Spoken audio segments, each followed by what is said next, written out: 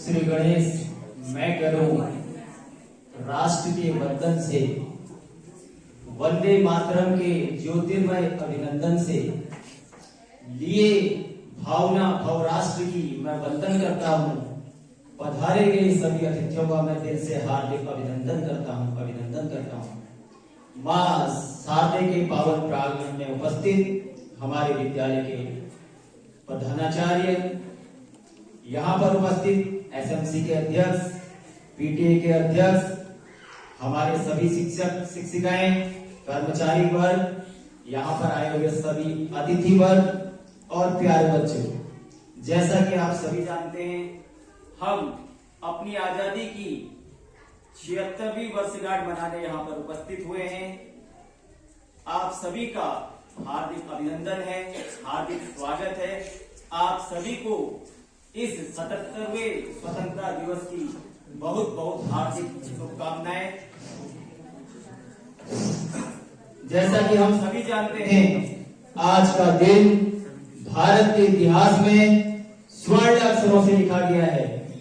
यह एक दिवस ही नहीं बल्कि स्वतंत्र भारत की स्वतंत्रता का प्रतीक है, क्योंकि आज के दिन हम अंग्रेजी हुकूमत से पूरी तरह से आजाद हुए थे और सोने की चिड़िया कहलाने वाला भारत फिर से खुली हवा में सांस लेने लगा था।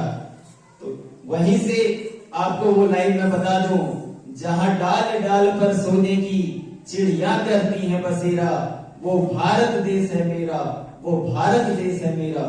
आपको अवगत करा दूं, आज के दिन अगर हम उन वीर और वीरांगनाओं को याद ना करें तो ये पर्व थोड़ा सा अधूरा सा होगा।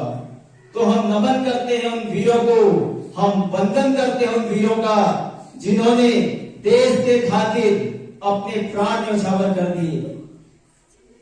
यह आजादी हमें मुफ्त में नहीं मिली, इसके पीछे अनेक स्वतंत्रता सेनानियों ने, अनेक वीरों ने, अनेक वीरांगनाओं ने बहुत यातनाएं झेली, अपनी जवानी जेल में काटी और हंसते हंसते इस आजादी के लिए अपने प्राणों की आहुति दे दी। तो अगर आज के दिन हम उन वीरों को याद ना करें, उनका संकल्प न करें, उनका अभिनंदन ना करें, उनको नमन ना करें, तो ये थोड़ा सा पर्व अधूरा होगा। इसलिए उन वीरों के लिए, उन क्रांतिकारियों के लिए मैं चाहूंगा एक बार कम से कम हम यहाँ पर जोरदार तालियों से उनका स्वागत करेंगे।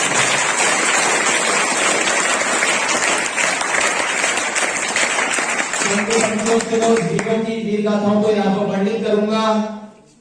ये आजादी वीरों का बलिदान है, ये राणा का अभिमान है, शिवा का सम्मान है, ये भगत सिंह और बोस की शान है। वो वीर थे, रणवीर थे, फतेह मैदान वो करते थे, अबलाओं के लिए न्यौछावर जान अपनी वो करते थे। खाक नहीं होने देंगे हम उन वीरों की कुर्बानी को, बर्बाद नहीं होने देंगे इतिहास की निशानी को। भूल नहीं सकता मैं अंगारों की बलिवेदी को, जान मेरी भी हाजिर है भारत की रखवाली को, भारत की रखवाली को। तो आज के कार्यक्रम में जैसा आप सभी यहाँ पर उपस्थित हैं, मैं आपको अवगत करा दूं, ये आजादी हमें मुफ्त में नहीं मिली। हम लगभग 200 साल तक अंग्रेजों के गुलाम थे। अंग्रेजी हुकूमत ने हमारे भारतवर्ष पर कब्जा किया हुआ था, जिसमें अनेक लड़ाइयां लड़ी गई थी, जिसमें मैं आपको अवगत करा दूं 1919 में अंग्रेजों द्वारा एक एक्ट पारित किया गया जिसका नाम है रोलक एक्ट। इस एक्ट के तहत अंग्रेजी सरकार जिसे चाहे जब चाहे बिना मुकदमे के जेल में डाल सकती थी। यह जनता के ऊपर एक प्रत्यक्ष कुठारघात था। इसे बिना अपील, बिना दलील और बिना वकील के कानून भी कहा गया। इस एक्ट के खिलाफ 6 अप्रैल 1919 में पूरे भारतवर्ष में देशव्यापी हड़ताल हुई। गांधी जी ने सत्याग्रह किया, लेकिन उन्हें जेल में डाल दिया गया। 13 अप्रैल 1919 में जलियांवाला बाग हत्याकांड आपने सुना होगा। अमृतसर के जलियांवाला बाग में एक जनसभा आयोजित की गई, जिसमें जनरल डायर ने निहत्थे जो वहां पर जनसमूह था उन पर गोलियां चला दी, उसमें सैकड़ों लोग मारे गए। इस घटना से आहत होकर रविन्द्रनाथ टैगोर ने अपनी सर की उपाधि भी लौटा दी थी। उसके बाद गांधी जी ने लाला लाजपत राय की अध्यक्षता में 1920 में असहयोग आंदोलन चलाया, जिसके तहत विद्यार्थियों द्वारा शिक्षण संस्थानों का बहिष्कार तथा वकीलों द्वारा न्यायालयों का बहिष्कार किया गया। इसी दौरान आंदोलनकारियों ने गोरखपुर के देवरिया जिले में जो चोरा चोरी कांड हुआ, उसके तहत 22 पुलिस वालों को थाने के अंदर जिंदा जला दिया। इस घटना से आहत होकर गांधी जी को अपना असहयोग आंदोलन वापस लेना पड़ा। इसके अलावा भी चाहे साइमन कमीशन हो और बहुत से एक्ट अंग्रेजों ने हम पर लगाए। गांधी जी ने असहयोग आंदोलन के बाद सविनय आंदोलन चलाया, नमक सत्याग्रह, और 1942 का उनका वो आंदोलन अंग्रेजों भारत छोड़ो आंदोलन, जिसमें उन्होंने करो या मरो का नारा दिया। उसी का परिणाम है कि 15 अगस्त 1947 को हम अंग्रेजी हुकूमत से पूरी तरह से आजाद हुए। इस आजादी में हमारी वीरांगनाएं नारियां भी पीछे नहीं रही। 1857 की क्रांति में हमारी नारी शक्ति ने अपने शौर्य पराक्रम से अंग्रेजी हुकूमत की ईंट से ईंट बजा दी। कुछ पंक्तियों से नारी शक्ति को यहां पर मैं वर्णित करना चाहूंगा।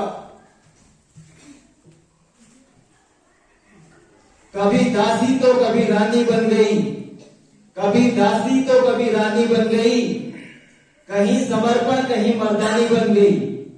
हर किरदार निभाने में कुशल है स्त्री, हर किरदार निभाने में कुशल है स्त्री, जो दुनिया में घर घर की कहानी बन गई।